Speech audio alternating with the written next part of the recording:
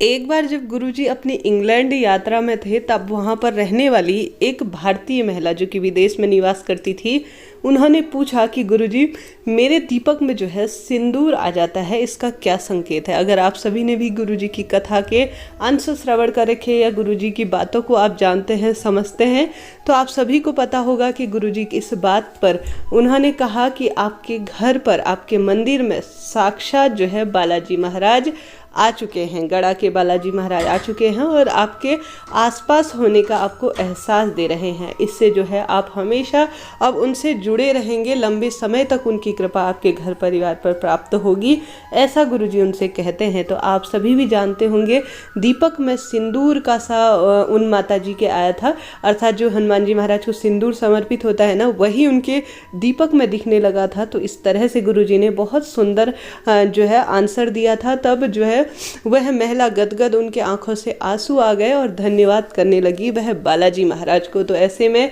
आप सभी जानते होंगे दीपक में अलग अलग आकृतियां बनती हैं, फूल बनता है, तो कहीं ना कहीं यह जो है भगवान किसी न किसी रूप में प्रत्येक व्यक्ति को संकेत देते हैं। तो ऐसे में दीपक की बत्ती का पूरा बच जाना, आधा ही जलना क्या संकेत होता है, इस वीडियो में आज यही जानेंगे।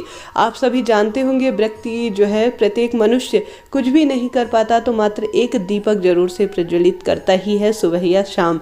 भले ही उसके आराध्य महादेव हो या हनुमान जी महाराज हो, दोनों एक ही स्वरूप है। 11वें रुद्रावतार के रूप में हनुमान जी महाराज महादेव के हैं या अन्य देवी देवता जो है उनके जो भी आराध्य के रूप में हो, वह जो है सब एक ही हैं। हम किसी न किसी स्वरूप को मानते हैं परंतु ईश्वर एक ही है।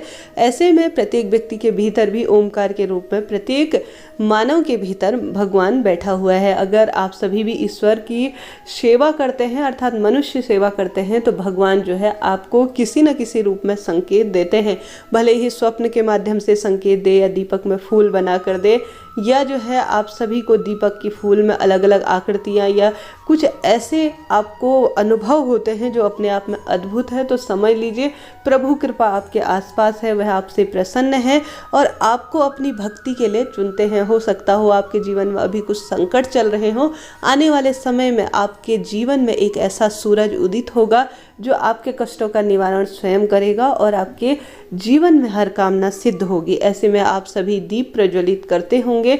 ईश्वर जो है दीपक के माध्यम से हमारे घर परिवार में आते हैं और जिस घर में रोज दीप प्रज्वलित होता है उस घर में सदा सर्वदा सकारात्मकता का वास होता है। भगवान उस घर में वास करते हैं और नकारात्मकता का अंत हो ही जाता है। तो ऐसे में आप सभी भी आवश्यक रूप से घर परिवार में, जीवन में जो भी आप प्राप्त करना चाहते हैं, अपने बच्चों की सही दिशा जीवन को देना चाहते हैं, तो उन्हें भी रोज दीपक प्रज्वलित करने की और सूर्य को जल चढ़ाने की और प्रभु आराधना की ओर अग्रसर करते हैं ना, तो भगवान आपके घर परिवार में आ ही जाते हैं। तो ऐसे में जब भी दीप प्रज्वलित करते हैं तो उस दीपक की बत्ती का पूरा जल जाना और थोड़ा सा बच जाना क्या संकेत देता है। अलग अलग संकेत, अलग अलग सोचने समझने की सबकी क्षमता होती है। प्रभु रूप को किस रूप में आप देखते हैं, समझते हैं, जानते हैं, यह आपके जो है ज्ञान के आधार पर, आपकी इच्छा के आधार पर है। प्रभु जबरदस्ती किसी से नहीं कहते कि आप मुझे मानिए, मुझे मेरे स्वरूप को मानिए। सभी को सोचने और समझने की अलग अलग क्षमता भगवान ने दी है। कई जन जो है भगवान में भी पूर्ण रूप से जो है अर्थात कहने का अर्थ है कि शिवलिंग स्वरूप पत्थर को भी पत्थर ही मानते हैं। कई लोग जो है पत्थर को भगवान रूप में पूजित कर उन्हें सर्वे सर्वा के रूप में मानते हैं। अगर आप सभी के भी दीपक की बत्ती बच जाती है या पूर्ण रूप से जल जाती है, तो जो पूर्ण रूप से आपने दीपक में तेल डाल रखा है, घी का जला रखा है या जिस भी चीज़ से जला रखा है, अगर वह पूर्ण रूप से जल जाती है, बत्ती भी पूर्ण रूप से भस्म हो जाती है, तो यह जो है सही माना जाता है। अर्थात आपके पूजा पाठ को ग्रहण कर रहे हैं, स्वीकार कर रहे हैं। आपने भोग स्वरूप, धन्यवाद स्वरूप दीप प्रज्वलित कर रखा है, तो वह उसकी बत्ती पूर्ण रूप से जल जाती है, भस्म हो जाती है, या उसका जो तेल है वह पूर्ण रूप से खुद ही जलकर पूर्ण रूप से अवशोषित हो जाता है, या कह लीजिए अलग अलग भाषा कहने का अर्थ है पूर्ण रूप से जल जाता है, भस्म हो जाता है, तो यह अति श्रेष्ठ माना जाता है। इसका अर्थ है कि भगवान ने यह दीपक जो है आप जो प्रज्वलित करने वाले थे, जो आपकी भावनाएं थी, आप जिस कामना से करे थे वह मान्य कर लिया है, अर्थात प्रभु को आपकी पूजा स्वीकार्य हो गई है। अति श्रेष्ठ इसे जाना जाता है। अगर आप दीप प्रज्वलित करते हैं, उसकी बत्ती पूर्ण रूप से भस्म होती है, उसका तेल जो है पूर्ण रूप से उस पर समाहित हो जाता है, खत्म हो जाता है, तो इसे अति श्रेष्ठ फल के रूप में जाना जाता है। साथ ही अगर उसमें बत्ती बच जाती है या किसी न किसी रूप में आधी ही जलती है, तो कहीं ना कहीं कुछ ना कुछ त्रुटि हो रही है।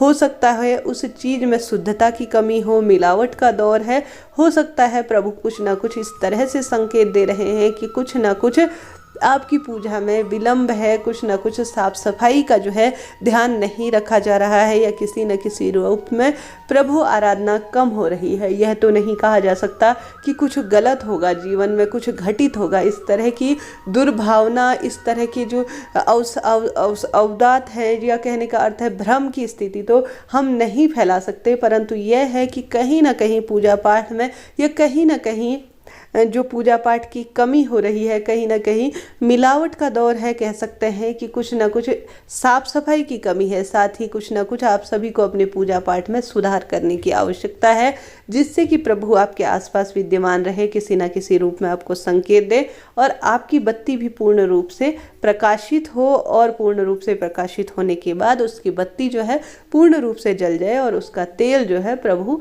स्वयं जो है सोहित कर ले। तो इस तरह से यह जानकारी थी। उचित रही हो तो चैनल को लाइक, शेयर और सब्सक्राइब जरूर से करें।